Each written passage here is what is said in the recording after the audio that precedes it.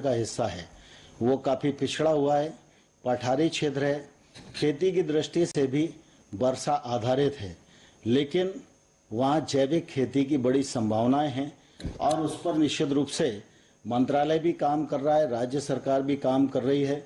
तो बुंदेलखंड के क्षेत्र में इस विश्वविद्यालय का निश्चित रूप से बहुत ही लाभ मिलने वाला है। रिसर्च की दृष्टि से भी अगर हम देखें तो हमारा पूसा संस्थान तो था ही, लेकिन नरेंद्र मोदी जी के नेतृत्व में और उनकी दूरदृष्टि के परिणाम स्वरूप झारखंड और आसाम में IARI की स्थापना की गई। वो संस्थान भी अपनी जगह काम करना प्रारंभ कर दिए हैं और उनका लाभ भी देश को मिलने वाला है। अरुणाचल हो, मेघालय हो, मिजोरम हो, सिक्किम हो, नागालैंड हो, इम्फाल हो, सब क्षेत्रों में कृषि महाविद्यालय खुलें, कृषि का क्षेत्र अग्रणी भूमिका में आवे और ये पूरा का पूरा पूर्वोत्तर क्षेत्र भी विकास की दौड़ में एकदम देश के साथ दौड़ सके। इस दृष्टि से कृषि शिक्षा के क्षेत्र में नए आयाम माननीय प्रधानमंत्री जी के नेतृत्व में जुड़े हैं। PhD के जो छात्र थे उनको 15,000 रुपये स्कॉलरशिप दी जाती थी, अब उनको 31,000 रुपया स्कॉलरशिप दी जाती है। इससे निश्चित रूप से इन छात्रों को भी काफ़ी फायदा हुआ है। जहाँ तक किसानी के क्षेत्र में अगर हम देखेंगे तो माननीय प्रधानमंत्री जी ने हम सब लोगों को यह लक्ष्य दिया है कि 2022 तक किसान की आमदनी दोगुनी होनी चाहिए।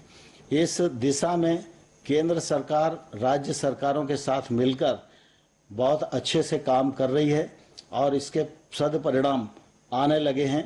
रबी की फसल भी इस बार किसान के परिश्रम के परिणाम स्वरूप और प्रधानमंत्री नरेंद्र मोदी जी की किसान हितैषी नीतियां, लॉकडाउन के अवसर पर भी किसान ने बम्पर पैदावार की, उपार्जन हुआ, ग्रीष्म ऋतु की फसलें अधिक बोई गई और खरीफ की फसल को भी अगर हम देखेंगे तो गत वर्ष की तुलना में 13 लाख हेक्टेयर अधिक बुआई इस बार हुई है। PM किसान योजना के अंतर्गत प्रधानमंत्री जी के द्वारा 10 करोड़ किसानों को 92,000 करोड़ रुपया अभी तक उनके खाते में ट्रांसफर किया जा चुका है। इससे किसानों की आय बढ़ी है और आय में निश्चित रूप से सहायता हुई है। कृषि के क्षेत्र में आमूलचूल परिवर्तन आए, इस दृष्टि से 10,000 FPO बनाने का मामला हो, 2.5 करोड़ किसानों को KCC उपलब्ध कराने का मामला हो, 1 लाख करोड़ का कृषि अवसंरचना कोष की स्थापना का मामला हो और नए कानून बनाने का मामला हो, इन सब कार्यक्रम और इन सब परिवर्तनों के परिणाम स्वरूप कृषि के क्षेत्र में एक नई क्रांति का सूत्रपात माननीय प्रधानमंत्री जी के नेतृत्व में हो रहा है।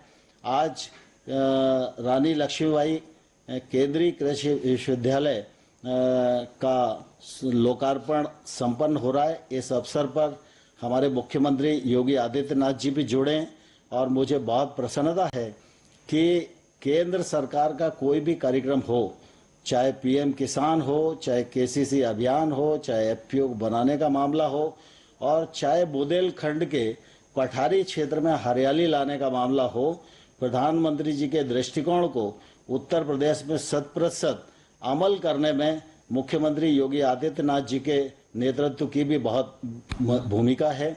मैं उनका भी इस अवसर पर अभिवादन करता हूं और आप सब लोगों की ओर से माननीय प्रधानमंत्री जी का हृदय से बहुत बहुत स्वागत है, बहुत बहुत अभिनंदन है। धन्यवाद।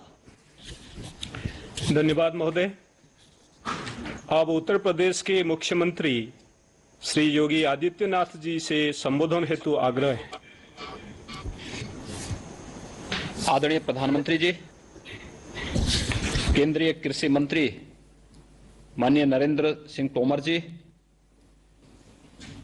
केंद्रीय कृषि राज्य मंत्रीगण श्री पुरुषोत्तम रूपाला जी, माननीय श्री कैलाश चौधरी जी, ICAR के महानिदेशक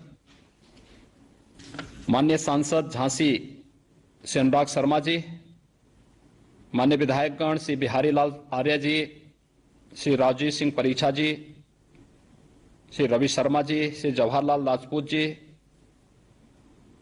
MLC श्रीमती रमा निरंजन जी, मेयर झांसी श्री रामतीरथ सिंघल जी, कुलपति श्री अरविंद कुमार जी, और आज के इस केंद्रीय कृषि विश्वविद्यालय झांसी के उद्घाटन कार्यक्रम में उपस्थित सभी उपस्थित महानुभाव,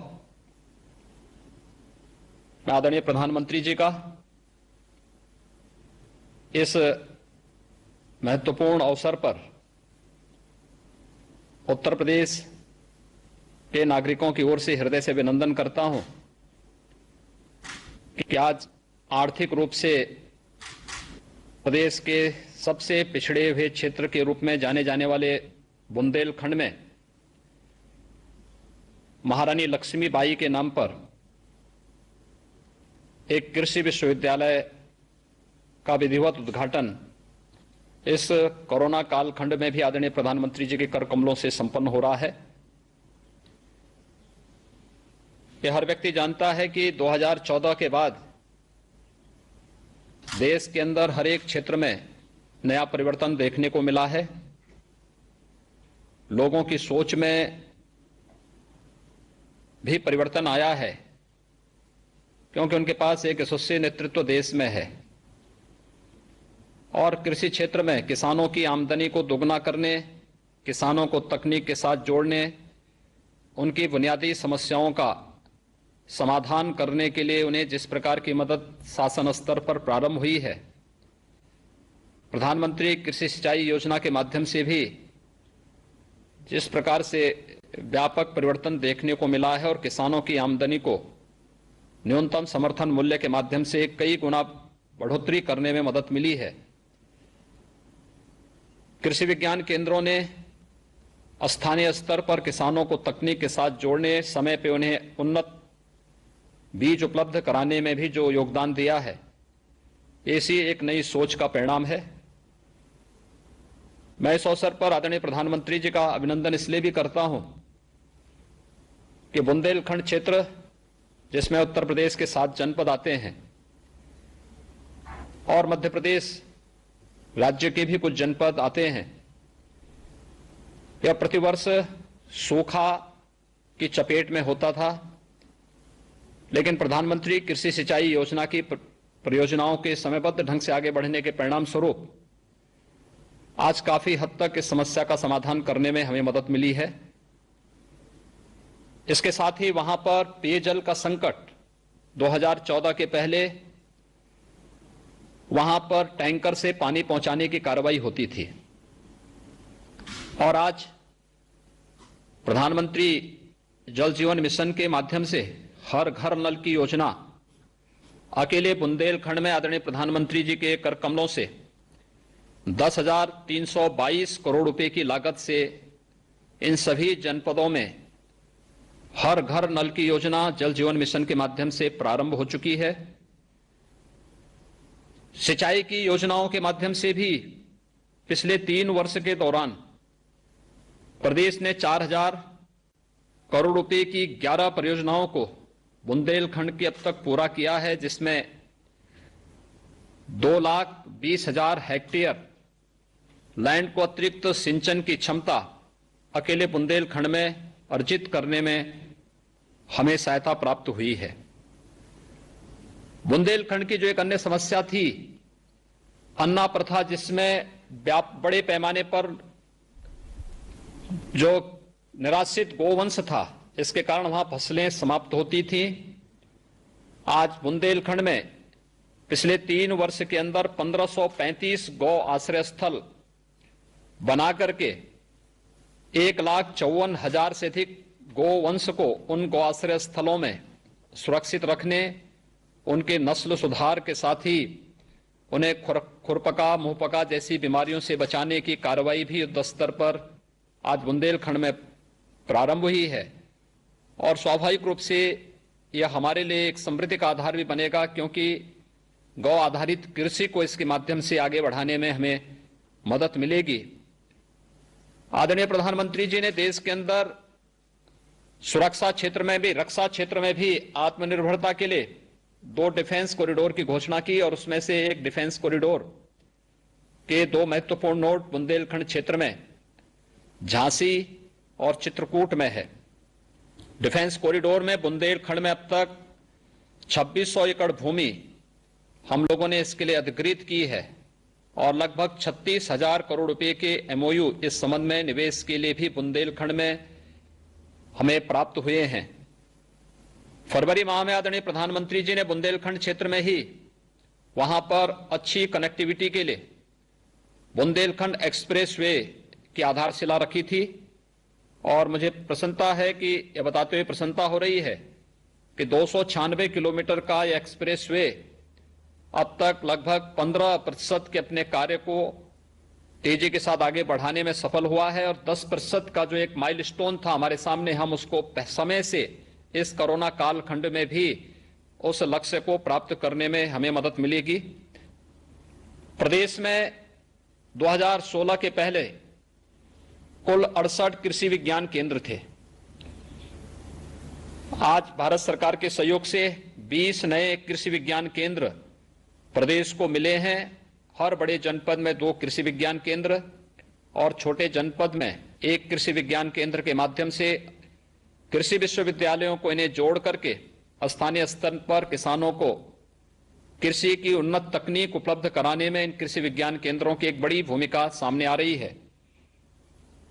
प्रदेश में अब तक 4 राज्य कृषि विश्वविद्यालय पहले से कार्यरत हैं। केंद्रीय कृषि विश्वविद्यालय महारानी लक्ष्मीबाई के नाम पर झांसी में बनने से बुंदेलखंड के दोनों कमिश्नरी में, चित्रकूट कमिश्नरी में, बांदा में राज्य सरकार पहले से एक कृषि विश्वविद्यालय संचालित कर रही है और झांसी कमिश्नरी के लिए यह नया कृषि विश्वविद्यालय मिलने के कारण, इस कृषि विश्वविद्यालय के कारण न केवल बुंदेलखंड क्षेत्र में उत्तर प्रदेश और मध्य प्रदेश के पूरा बुंदेलखंड क्षेत्र इससे लाभान्वित होगा, अपितु इसके माध्यम से किसानों को हम आत्मनिर्भरता की ओर अग्रसर करने की आदरणीय प्रधानमंत्री जी के संकल्प को आगे बढ़ाने में हमें काफी मदद मिलेगी। आज कोरोना कालखंड में वर्चुअल उद्घाटन के माध्यम से आदरणीय प्रधानमंत्री जी का मार्गदर्शन कृषि वैज्ञानिकों को, कृषि से जुड़े हुए छात्रों को और बुंदेलखंड वासियों को प्राप्त हो रहा है। मैं इस अवसर पर एक बार फिर से इस अवसर पर आदरणीय प्रधानमंत्री जी का हृदय से अभिनंदन करता हूं और इस बात के लिए विश्वास दिलाता हूं कि उत्तर प्रदेश आत्मनिर्भर भारत की उनकी संकल्पना में पूरी प्रतिबद्धता के साथ बढ़ करके कार्य करेगा। इस कार्यक्रम को आयोजित करने के लिए केंद्रीय कृषि मंत्री जी का, ICAR के सभी पदाधिकारियों का और रानी लक्ष्मीबाई केंद्रीय कृषि विश्वविद्यालय झांसी के कुलपति जी और उनके पूरे विश्वविद्यालय परिवार को हृदय से बधाई देते हुए उन सब के प्रति भी हृदय से धन्यवाद ज्ञापित करता हूं। धन्यवाद। धन्यवाद महोदय। मैं माननीय प्रधानमंत्री जी से आग्रह करता हूं कि कृपया रानी लक्ष्मीबाई केंद्रीय कृषि विश्वविद्यालय झांसी के शैक्षणिक एवं प्रशासनिक भवनों का उद्घाटन करने की कृपा करें। खड़े होना पड़ेगा।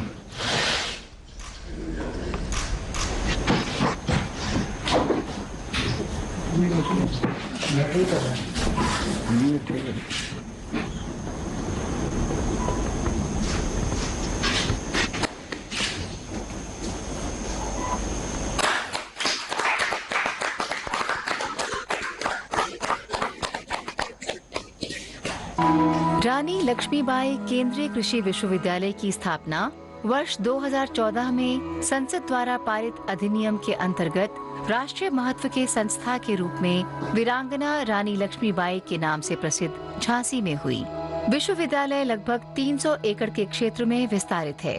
ये विश्वविद्यालय न केवल बुंदेलखंड अपितु देश के विभिन्न राज्यों के विद्यार्थियों को गुणवत्ता युक्त कृषि शिक्षा, अनुसंधान व किसानों को तकनीकी प्रशिक्षण प्रदान करने के लिए प्रतिबद्ध है। साथ ही साथ यहाँ उन्नत बीज भी उपलब्ध हो रहा है। इसके साथ ही पशु चिकित्सा एवं मत्स्य महाविद्यालय की स्थापना भी इसी विश्वविद्यालय के अंतर्गत दतिया में की जा रही है।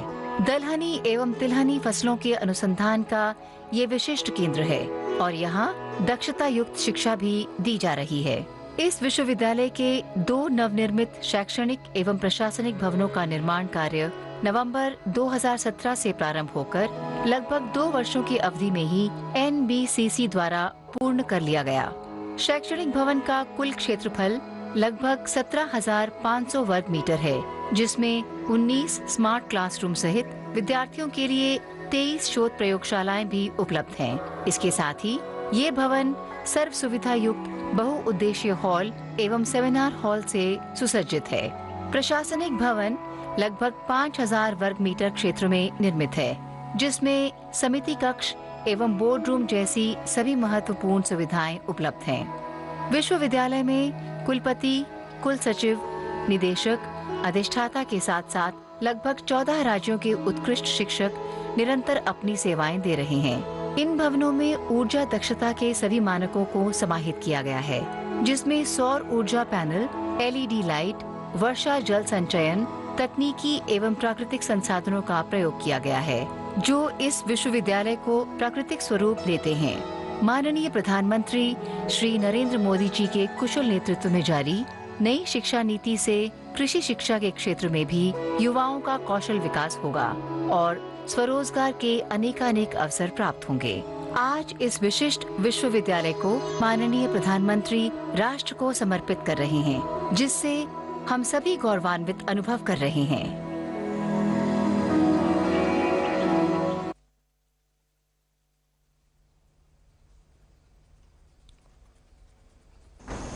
अब मैं डॉक्टर अरविंद कुमार, कुलपति रानी लक्ष्मीबाई केंद्रीय कृषि विश्वविद्यालय से आग्रह करता हूं कि विद्यार्थियों से सम्मान्य प्रधानमंत्री जी का परिचर्चा का संचालन करें। नमस्कार माननीय प्रधानमंत्री जी, योगांशी आर्या BSc ऑनर्स एग्रीकल्चर की सेकेंड ईयर की छात्रा हैं और मध्य प्रदेश के टीकमगढ़ की रहने वाली हैं। नमस्कार सर। युगांशी, आपके पास कई ऑप्शन हो सकते हैं। आपके सारे जो साथी मित्र होंगे, मैं नहीं मानता हूं कि इस प्रकार के विषय पढ़ने के लिए आपके सब साथियों को अच्छा लगता होगा, लेकिन आपने इस दुनिया को चुना, कृषि के क्षेत्र में आगे बढ़ने का तय किया। ऐसा क्यों किया? नमस्कार सर। सब कृषि स्नातक शिक्षा में हमें बहुत सारे विषय पढ़ने को मिलते हैं और व्यवहारिक ज्ञान मिलता है जो हमारे जीवन से जुड़े हैं। मेरा झुकाव शुरू से ही कृषि की ओर रहा है, इसलिए मैंने BSc कृषि में प्रवेश लिया। मैं आगे कृषि से डिग्री करने के बाद फसलों की उत्पादकता को बढ़ाने के लिए तथा खेती की लागत कम करने के लिए कार्य करना चाहूंगी, जिससे किसानों की आमदनी बढ़ाई जा सके। आपने कभी सोचा होगा कि भारत कृषि प्रधान देश है, भारत की आत्मा गांव में बसती है, उसके बावजूद भी बहुत सी सारी कृषि पैदाश ऐसी हैं जो भारत इंपोर्ट करता है। आप सभी कृषि क्षेत्र के विद्यार्थी हैं। आज एडिबल ऑयल के लिए करीब 75,000 करोड़ रुपीस हमारा विदेश जाता है। तो आपको लगता है कि आप जो योजनाएं बना रही हो तो भविष्य में भारत में मुट्ठी भर भी कृषि पैदावार कहीं से बाहर से लानी न पड़े, उसका लिस्टिंग बनाना, उस पर रिसर्च करना, उस पर काम करना, ये हो सकता है क्या? जी सर, जरूर हो सकता है। यदि सारे कृषि से जुड़े हुए व्यक्ति अपनी पूरी क्षमता और परिश्रम के साथ लगे रहें और खेती को आगे बढ़ाने के लिए कुछ अच्छा इनोवेटिव सोचे तो वो जरूर हो सकता है। जैसा कि आपने आत्मनिर्भर भारत बनाने की बात कही है, उसमें युवा को बहुत ज्यादा प्रोत्साहन मिला है, जिससे वो अपना स्टार्टअप खोल सकते हैं, अपने खुद के व्यवसाय खोल सकते हैं और जो जिसमें उनकी रुचि है वो कार्य वो कर सकते हैं। चलिए योगांशी, मैं आपको बहुत शुभकामनाएं देता हूं, बहुत बधाई देता हूं। आप इस क्षेत्र में प्रगति करें और वैसे भी हमारे देश का कृषि क्षेत्र ज्यादातर महिलाओं ने संभाला हुआ है। पशुपालन का हो या कृषि का हो, महिलाओं का योगदान सदियों से हमारे यहाँ बहुत बड़ा रहा है, लेकिन हमारी व्यवस्था ऐसी है कि उसको अलग से रिकॉग्नाइज नहीं किया जाता है। आपके वहां आने से जरूर कृषि क्षेत्र को नई ताकत मिलेगी। मेरी तरफ से आपको बहुत शुभकामनाएं हैं। धन्यवाद।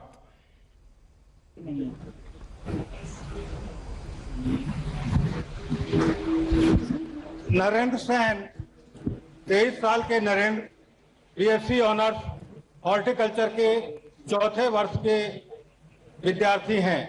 राजस्थान के जयपुर में प्रताप नगर सांगानेर के रहने वाले हैं। नमस्कार सर। नमस्कार सर। चलिए, आज एक नरेंद्र को दूसरे नरेंद्र से बात करने का मौका मिल गया। सर ये तो मेरा सौभाग्य है। अच्छा नरेंद्र जी, बताइए, आप तो जयपुर के रहने वाले और इधर बुंदेलखंड में आकर के बैठे हो और हॉर्टिकल्चर के लिए पढ़ रहे हो, और बुंदेलखंड तो पानी के अभाव के कारण जाने जाने वाला इलाका है। आपको आपका राजस्थान, आपका जयपुर और ये क्या क्या महसूस कर रहे हैं आप? जयपुर के आसपास का क्षेत्र प्रोटेक्टेड कल्टीवेशन की ज्यादा वहां पर ये इस्तेमाल होता है, जबकि यहाँ पर अभी इतना प्रयोग नहीं है, परंपरागत खेती ही होती है इधर। और राजस्थान में मसालों की ज्यादा खेती होती है, जबकि बुंदेलखंड तिलहन और दलहन का प्रमुख क्षेत्र है सर। आपको क्या लगता है कि आप जब ये हॉर्टिकल्चर में जा रहे हैं, अब फल तो सीजनल होते हैं और इनको लंबे समय तक स्टोरेज करना भी बहुत मुश्किल होता है। फल सब्जी की प्रोसेसिंग और वैल्यू एडिशन, इससे जुड़े सेक्टर में आप पढ़ाई कर रहे हैं, तो आपको क्या लगता है आप क्या कंट्रीब्यूट कर पाएंगे, क्या बदलाव ला सकते हैं? सर हमने हमारी पढ़ाई के दौरान फलों और सब्जियों की प्रोसेसिंग से संबंधित विभिन्न विधियां बहुत विस्तार से पढ़ी हैं और अपने विश्वविद्यालय और उद्योगों से जुड़कर प्रायोगिक शिक्षा भी प्राप्त करी है। और स्टूडेंट रेडी कार्यक्रम के तहत हमने व्यावसायिक शिक्षा भी प्राप्त करी है, जिसके साथ ही हम स्टार्टअप शुरू करके आत्मनिर्भर भारत के निर्माण में अपना योगदान दे सकते हैं। आपके यहाँ कभी चर्चा हुई क्या, जैसे हमारे देश में इन दिनों ड्रैगन फ्रूट, यानी बड़े बड़े घरों में, बड़ी बड़ी होटल में आमतौर पर डाइनिंग टेबल पर देखा जाता है, फल खाया जाता है। पिछले दिनों हमारे कच्छ के किसानों ने रेगिस्तान में ड्रैगन फ्रूट की खेती करके एक बहुत बड़ा कमाल किया है, और मैंने तो टेस्ट किया है, बहुत ही मैंने आज तक जितने ड्रैगन फ्रूट खाए हैं उसमें मुझे कच्छ से जो बनाए किसानों ने मेहनत करके तैयार किया है, सचमुच में क्वालिटेटिवली बहुत बड़ा फर्क नजर आ रहा है, अच्छा लग रहा है। आपको लगता है कि ऐसे कुछ चीजें हैं जो भारत बाहर से न लाए, हमें यहाँ उत्पादन करने के लिए हम प्रेरित कर सकते हैं? जी सर बिल्कुल, अगर हम सब साथ सारे विश्वविद्यालय साथ मिलकर अगर प्रयास करें तो ये बिल्कुल संभव है सर। चलिए, आप बहुत आशावादी हैं नरेंद्र जी, मेरी आपको बहुत शुभकामनाएं हैं।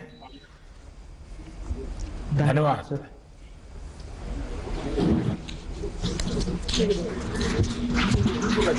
21 वर्ष की Swati Singh BSc honours agriculture की तीसरे वर्ष की छात्रा हैं। स्वाति झांसी की रहने वाली हैं। झांसी नमस्ते। नमस्कार सर। आप तो झांसी की हैं, इसलिए आपको तो बाहर पढ़ने के लिए जाना, बाहर के विद्यार्थियों से, तो ये जो बाहर के लोग रहते हैं उनका तो कोशिश रहती होगी कि स्वाति उनको सबको अपने घर ले जाए, अपने घर का खाना खिलाए, ऐसा होता है क्या? जी सर, होता है, कई बार होता है ऐसा तो। अच्छा, आप कहीं हो आई क्या अपनी इन सहेलियां जो यहाँ पढ़ने में साथ मिली हैं, जो दोस्त मिले हैं, तो उनके गांव कभी हो आई क्या? सर उनके गांव तो नहीं, बट हाँ कई जगह हम घूमे हैं अपने ऑल इंडिया एग्रीकल्चर टूर पे। अच्छा स्वाति, बुंदेलखंड तो सचमुच में, क्योंकि मैं उस इलाके में मेरा आना जाना रहा है, पानी के अभाव में बड़ी कठिनाइयों वाला क्षेत्र है। फिर भी आपने एक कृषि क्षेत्र में जाने के लिए क्यों पढ़ाई करने का सोचा? सर मेरे पिता अपर नगर आयुक्त हैं और उन्होंने अपनी पढ़ाई, अपनी शिक्षा कृषि के क्षेत्र से ही ली है। तो उन्हीं से मुझे प्रेरणा मिली कि मैं प्रेरणा मिली कि पिताजी का दबाव था? नहीं, प्रेरणा मिली।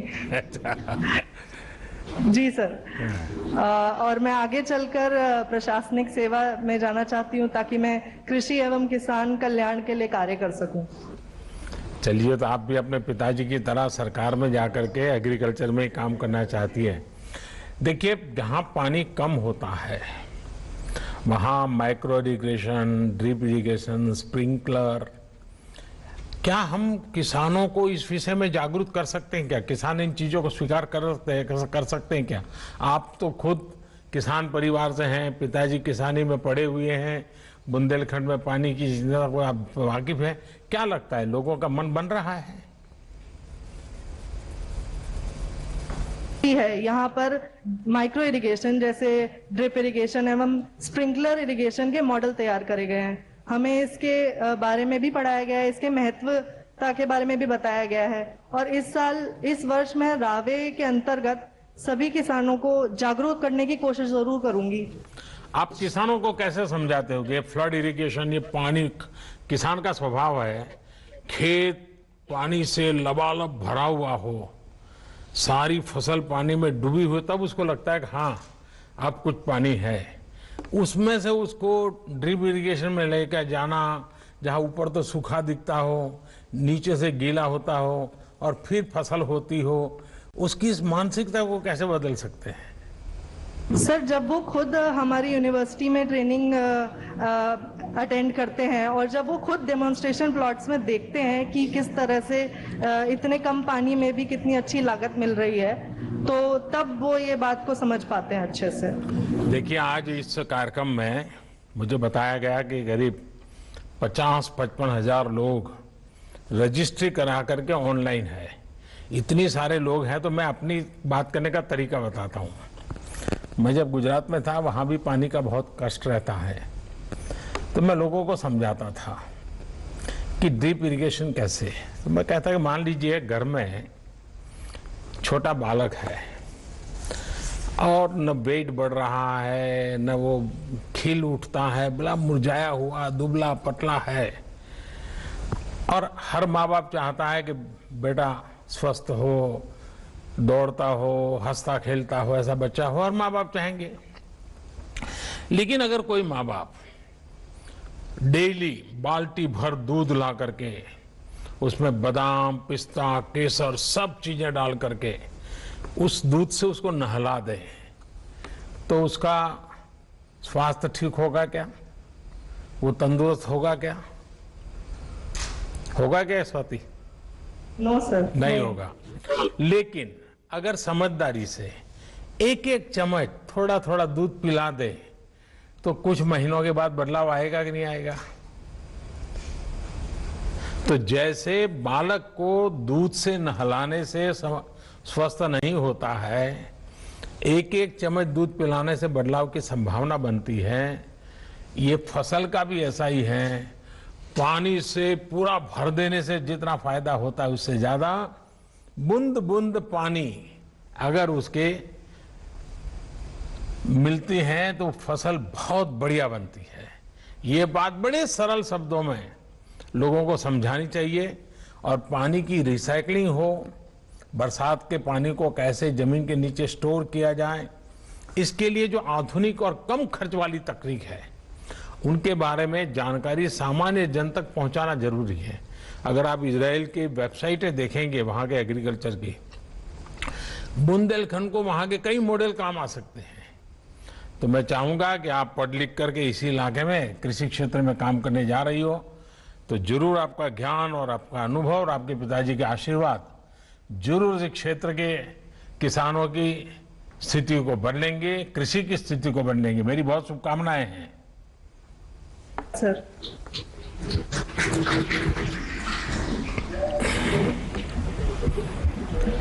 22 वर्ष के मयंक जैन बीएससी ऑनर्स वानिकी चौथे वर्ष के छात्र हैं और मध्य प्रदेश छतरपुर के रहने वाले हैं।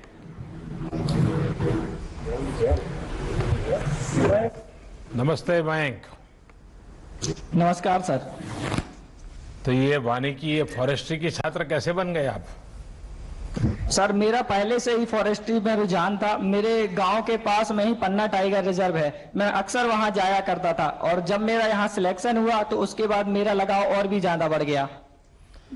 लेकिन वहां की तो जिंदगी बड़ी कष्टदायक होती है, कैसे जियोगे आप वहां जाके, कैसे काम करोगे? सर जितनी कष्टदायक है पर प्रकृति के अनुभवों को जब महसूस करते हैं तो वो बहुत ही आरामदायक बन जाती है। अच्छा, अभी जब छुट्टियों में जाते हैं तो फॉरेस्ट में चले जाते हैं? यस सर, बिल्कुल। और कौन से फॉरेस्ट देखे हैं आपने हिंदुस्तान में? सर मैंने ऑल इंडिया टूर जब गया था तो साउथ कैंपस के कुछ फॉरेस्टों में विजिट की थी। उसके अलावा झांसी के आसपास जितने भी जैसे बनगुआ और बाकी के फॉरेस्ट एरिया में भी विजिट की है। अच्छा, आपको क्या लगता है कि हमें फॉरेस्ट को बचाना भी है और फॉरेस्ट कवर को बढ़ाना भी है? तो आप अब पढ़ाई कर रहे हो तो आपको क्या लगता है, और आपने फॉरेस्ट में घूमे फिरे हो, उससे परिचित हो, तो क्या करना चाहिए, क्या लगता है आपको? सर जैसा कि हम जानते हैं कि वन हमारा एक अमूल्य उपहार है प्रकृति का। तो भारत में जितने भी राज्य हैं वहां पे मानक रूप से थोड़ा कम है फॉरेस्ट एरिया। इसके लिए हम अधिक से अधिक वृक्षारोपण कर, वन महोत्सव के प्रोग्राम और हर मेड़ पर पेड़ की नीति को अपनाकर इसके फॉरेस्ट कवर को बढ़ा सकते हैं। इसके अलावा जो भारत में डिग्रेडेड लैंड है वहां पे अधिक से अधिक पौधों का लगाकर हम इसको बढ़ावा दे सकते हैं। आज दुनिया में बहुत बड़ी फॉरेस्ट में आग की घटनाएं दुनिया के समृद्ध से समृद्ध देशों को भी हिला देती हैं। तो फॉरेस्ट की रचना में पहले से ही आग फैलने की स्थिति को रोकना, कुछ मान लीजिए 1 स्क्वायर किलोमीटर का फॉरेस्ट हो, फिर बीच में कुछ ऐसी स्थिति हो कि आग आगे पीछे फैले नहीं, इसकी वजह से व्यवस्था हो, इस पर कुछ काम हो सकता है क्या? यस सर, जैसा कि इस पर फॉरेस्ट सर्वे ऑफ इंडिया द्वारा कई फॉरेस्ट प्रॉन जो फायर प्रॉन एरिया हैं उनको चिन्हित किया गया है। तो वहां पर समर सीजन में वैसे भी फॉरेस्ट लाइन का निर्माण कर दिया जाता है जिससे एक जगह से दूसरी जगह फॉरेस्ट फायर ना बढ़ सके। देखिए मयंक जी, आपने बहुत ही अच्छा क्षेत्र लिया है और मुझे लगता है कि दुनिया जो आज क्लाइमेट चेंज को लेकर के परेशान है, एनवायरनमेंट के विषय में कॉन्शियसनेस आ रहा है, जितना महत्व ऑर्गेनिक फार्मिंग का बढ़ रहा है उससे भी ज्यादा महत्व फॉरेस्ट कवर को बढ़ाने के लिए हो रहा है। बीते 5-6 सालों में भारत में फॉरेस्ट कवर का बहुत विस्तार हुआ है। इसी तरह बायोडायवर्सिटी के क्षेत्र में भी, चाहे वो टाइगर्स की आबादी हो, हाथियों की आबादी हो, भारत ने बहुत अच्छा प्रदर्शन किया और दुनिया उसको नोटिस भी कर रही है। और आपने देखा होगा इस बार मैंने 15 अगस्त को घोषित किया है डॉल्फिन को लेकर के, उसी प्रकार से मिशन लायन इसको भी शुरू कर रहे हैं, क्योंकि हमारी बायोडायवर्सिटी का भी संरक्षण भी हो और विस्तार भी हो और उसमें क्वालिटेटिवली भी लगातार बदलाव आता जाए, उसकी व्यवस्थाओं में भी बदलाव आए, उस दिशा में काम कर रहे हैं। मयंक जी, आपने ऐसा क्षेत्र चुना है जिसका बहुत उज्जवल भविष्य है। मैं आपको बता के रखता हूं, आज भले लोग न मानते हो लेकिन आने वाले दिनों में इस क्षेत्र का महत्व बहुत बढ़ने वाला है। मेरी आपको बहुत शुभकामनाएं हैं। धन्यवाद। Thank you sir.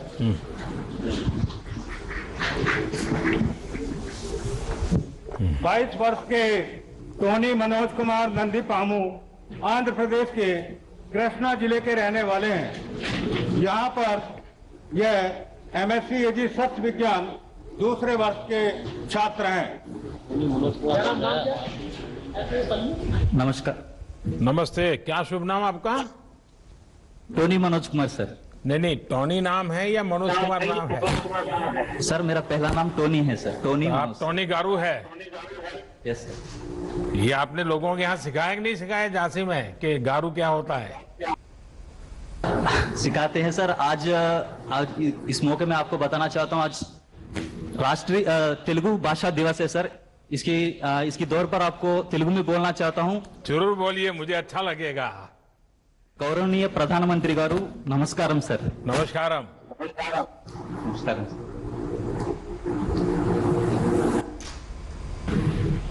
हाँ, कुछ कह रहे थे टोनी?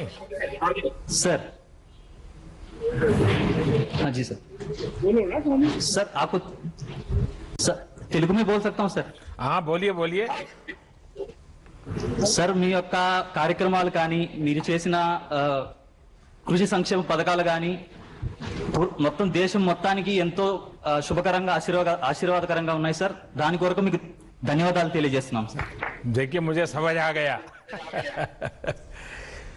देखिए मैं आशीर्वाद देने वालों में से नहीं हूं, मैं तो आपका साथी हूं और हम सब ने मिलकर के प्रकृति के आशीर्वाद लेने हैं, परमात्मा के आशीर्वाद लेने हैं और जो लक्ष्य तय किए हैं उसको पार करना है। अच्छा टोनी, आप बताइए, आप अपनी पढ़ाई के अलावा भी आंध्र प्रदेश की कृषि और ग्रामीण जीवन से जुड़ी प्रैक्टिस को, वहाँ के अलग अलग तरीके हैं, जैसे आपके यहाँ इमली बहुत है, आपके यहाँ हल्दी बहुत है, इन चीजों से इनको परिचित करा रहे हैं क्या? इन सब आपके साथी पूछते हैं क्या आपको? जी जरूर। जी हमारे आंध्र प्रदेश में बहुत से धान एवं आम, इसके साथ साथ इमली, तंबाकू और हल्दी का भी बहुत ज्यादा पैदावार होता है सर। इसको मेरे दोस्तों, मेरे साथियों के साथ बहुत शेयर करते हैं और चर्चा भी करते हैं। और मेरा सौभाग्य ये है कि इस केंद्रीय कृषि विश्वविद्यालय में 22 राज्यों का छात्र है सर। उन सब लोगों को मिलके उनके साथ चर्चा करने से मुझे बहुत अच्छा मौका मिला है सर। इसके लिए मैं बहुत इस यूनिवर्सिटी को बहुत धन्यवाद बताना चाहता हूं सर। और इसके साथ झांसी के क्षेत्र के अनुकूल, हम यहाँ इस झांसी के क्षेत्र के अनुकूल चने के संरक्षित खेती यानी कंजर्वेशन एग्रीकल्चर पे काम किए हैं सर हमारे मास्टर्स डिग्री में। इसमें 3 सिद्धांत होता है सर। पहला है कम से कम जुताई करना खेती में, और दूसरी है फसलों का चक्कर फॉलो करना, और तीसरी है हमारी जो फसल का अवशेष है वो खेती पे इससे रहने देना या कि बिछा देना। इससे यह होता है कि मृदा के सेहत के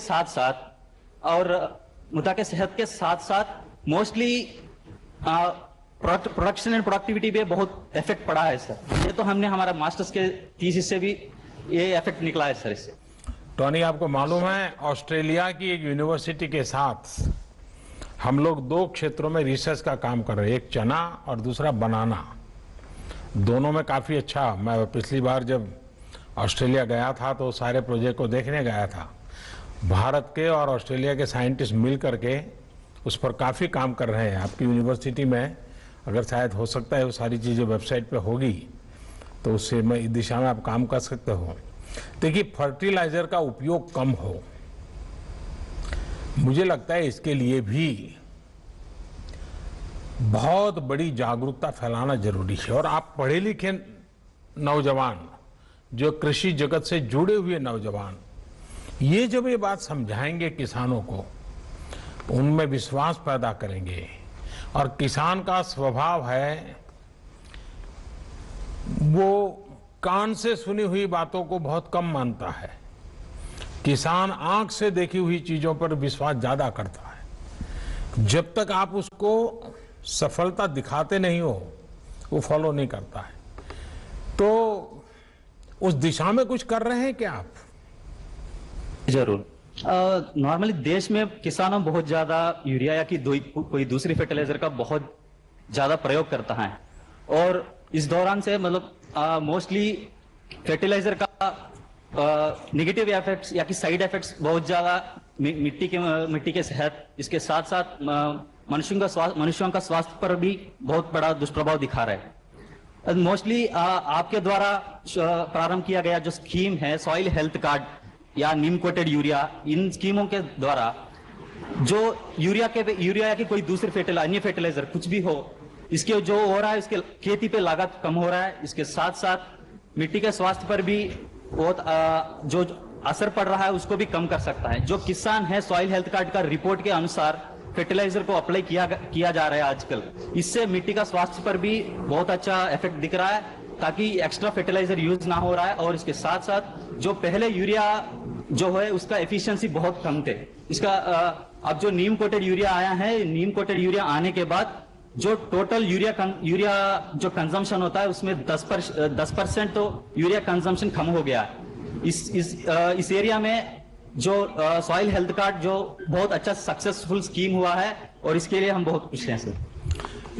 देखिए, मैं सभी एग्रीकल्चर से जुड़े लोगों से जरूर कहना चाहूंगा, और टोनी आप भी अपने साथियों को बता सकते हैं, ऑर्गेनिक फार्मिंग और ऑर्गेनिक एग्रीकल्चर प्रोडक्ट्स, ये दुनिया में उसकी बहुत मांग है, बहुत वैल्यू है।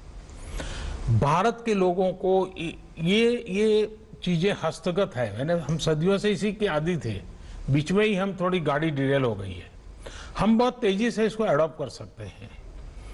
उसी प्रकार से आपने देखा होगा इन दिनों प्रयोग चल रहे हैं जीरो बजट फार्मिंग, बहुत आसानी से किसान इसको बढ़ाया जा सकता है। और मैं चाहूंगा कि जितनी बड़ी मात्रा में हमारा देश, हमारे किसान ऑर्गेनिक फार्मिंग पे जाएं और ऑर्गेनिक फार्म प्रोडक्ट्स को ग्लोबल मार्केट के लिए हम तैयार करें, बहुत बड़ा परिवर्तन मिलेगा। टोनी, मेरी आपको बहुत शुभकामनाएं हैं, आपको आपके साथियों को सफलता मिले। धन्यवाद। धन्यवाद सर। धन्यवाद महोदय। सम्मान्य प्रधानमंत्री जी को मार्गदर्शन एवं आशीर्वचन देने के लिए सादर आमंत्रित करता हूं। हमारे देश के कृषि मंत्री श्रीमान नरेंद्र सिंह जी तोमर, केंद्रीय मंत्रिपरिषद के मेरे अन्य साथी, उत्तर प्रदेश के मुख्यमंत्री योगी आदित्यनाथ जी, अन्य अतिथिगण, सभी विद्यार्थी मित्र और देश के हर कोने से जुड़े हुए इस वर्चुअल समारोह में उपस्थित सभी मेरे प्यारे भाई और बहनों, रानी लक्ष्मीबाई केंद्रीय कृषि विश्वविद्यालय के नए शैक्षणिक और प्रशासनिक भवन के लिए मैं आप सभी को बहुत बहुत बधाई देता हूं, बहुत शुभकामनाएं देता हूं। यहां से पढ़कर बहुत कुछ सीख करके निकलने वाली युवा साथी देश के कृषि क्षेत्र को सशक्त करने का काम करेंगे। छात्र छात्राओं की तैयारियां, उनका उत्साह और अभी जो संवाद हो रहा था और जो मेरी आप लोगों से बात करने का मुझे मौका मिला, मैं वो उत्साह, उमंग, विश्वास मैं अनुभव कर रहा था, ये दिखाई दिया। मुझे विश्वास है कि इस नए भवन के बनने से अनेक नई सुविधाएं मिलेगी। इन सुविधाओं से स्टूडेंट को और ज्यादा काम करने की प्रेरणा मिलेगी और ज्यादा प्रोत्साहन मिलेगा।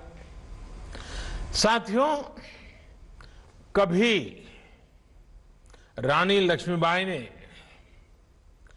बुंदेलखंड की धरती पर गर्जना की थी, मैं मेरी झांसी नहीं दूंगी। हम सबको ये वाक्य बराबर याद है, मैं मेरी झांसी नहीं दूंगी। आज एक नई गर्जना की आवश्यकता है और इसी झांसी से, इसी बुंदेलखंड की धरती से आवश्यकता है। मेरी झांसी, मेरा बुंदेलखंड आत्मनिर्भर भारत अभियान को सफल बनाने के लिए पूरी ताकत लगा देगा, एक नया अध्याय लिखेगा। इसमें बहुत बड़ी भूमिका कृषि की हैं, एग्रीकल्चर की हैं। जब हम कृषि में आत्मनिर्भरता की बात करते हैं तो ये सिर्फ खाद्यान्न तक ही सीमित नहीं है, बल्कि ये गांव की पूरी अर्थव्यवस्था की आत्मनिर्भरता की बात है। ये देश के अलग अलग हिस्सों में खेती से पैदा होने वाले उत्पादों में वैल्यू एडिशन करके देश और दुनिया के बाजारों में पहुंचाने का मिशन है। कृषि में आत्मनिर्भरता का लक्ष्य किसानों को एक उत्पादक के साथ ही उद्यमी बनाने का भी है। जब किसान और खेती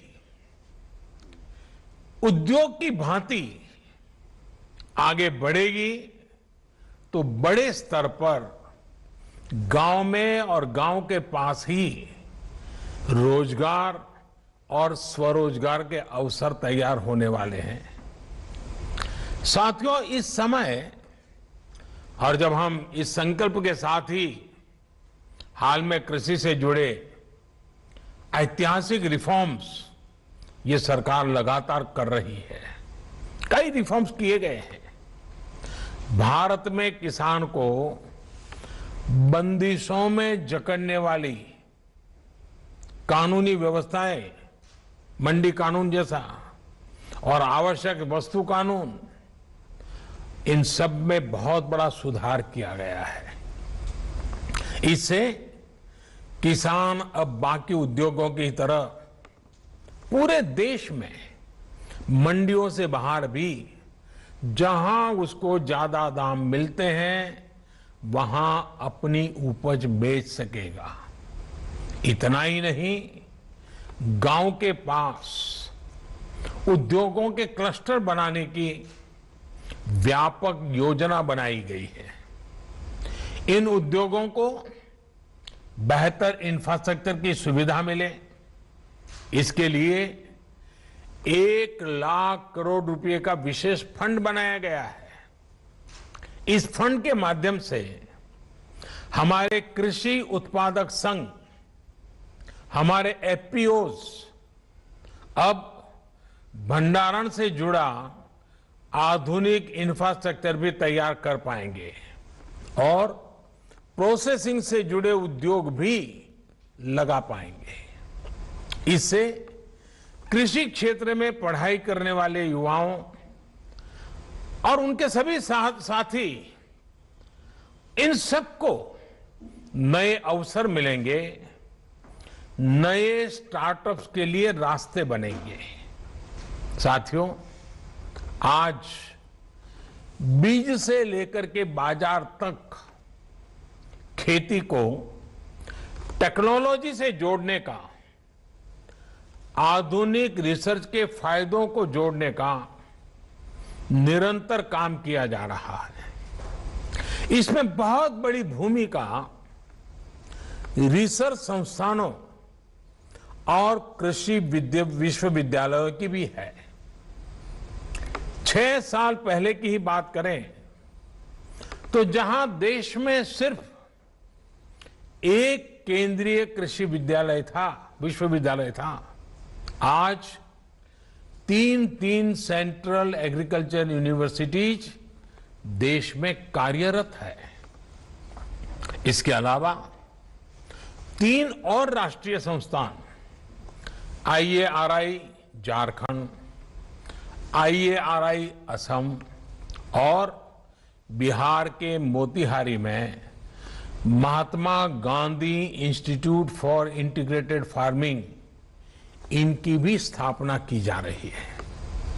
ये रिसर्च संस्थान छात्र छात्राओं को नए मौके तो देंगे ही, स्थानीय किसानों तक टेक्नोलॉजी के लाभ पहुंचाने में भी, उनकी क्षमता बढ़ाने भी मदद करेंगे।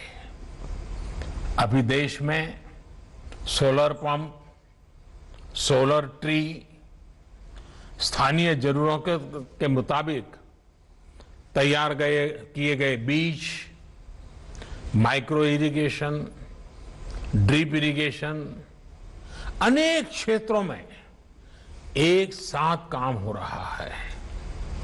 इन प्रयासों को ज्यादा से ज्यादा किसानों तक पहुंचाने के लिए खासतौर पर बुंदेलखंड के किसानों को इससे जोड़ने के लिए आप सभी की बहुत बड़ी भूमिका है।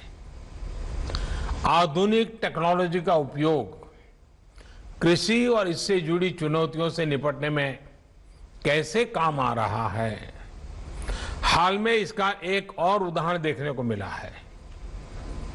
आपको याद होगा, यहां बुंदेलखंड में मई के महीने में टिड्डी दल का बहुत बड़ा हमला हुआ था। और पहले तो ये टिड्डी दल यानी अपने आप में खबर आती है जब टिड्डी दल आने वाला है, तो रात रात किसान सो नहीं पाता है, सारी मेहनत मिनटों में तबाह कर देता है।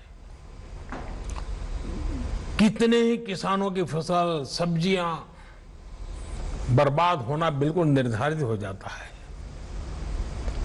मुझे बताया गया है कि बुंदेलखंड में करीब करीब 30 साल बाद टिड्डियों ने हमला किया, वरना पहले इस क्षेत्र में टिड्डियां नहीं आती थी। साथियों, सिर्फ उत्तर प्रदेश ही नहीं, देश के 10 से ज्यादा राज्य टिड्डी दल या लोकस्ट के हमले से प्रभावित हुए थे। जितनी तेजी से ये फैल रहा था, उस पर सामान्य तौर तरीकों, पारंपरिक माध्यमों से नियंत्रण पाना बहुत मुश्किल था। और जिस प्रकार से भारत ने ये टिड्डी दल से मुक्ति पाई है,